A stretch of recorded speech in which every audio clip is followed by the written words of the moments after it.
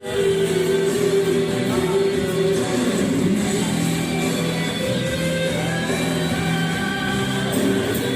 าเป็นตัวเลยนะไม่เหมือนไหม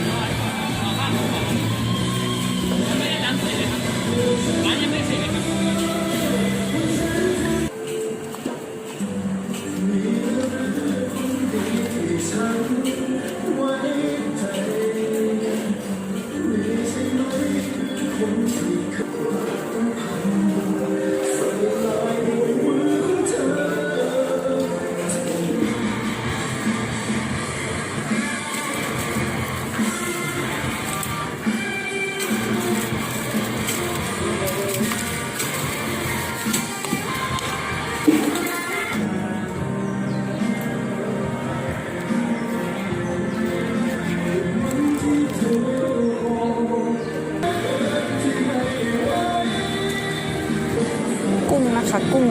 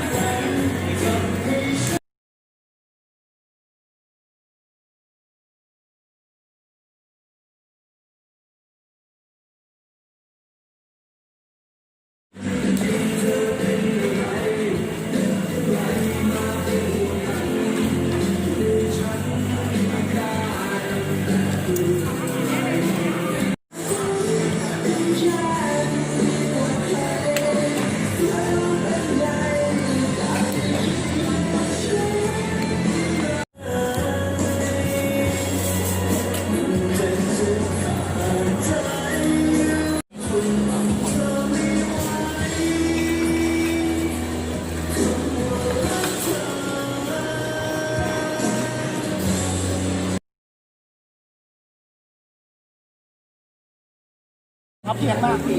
ท้าถ่ายก่อนนะพี่ถือเองเลยก็ได้ไหมเอาไหมถือได้เลยถือได้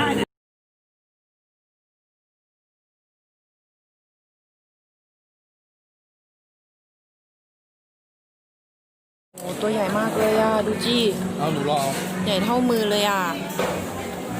จับขึ้นดูได้ไหมโอ้โห ปิดเรียบเลยครับใส่ผ้าปิดเลยครับ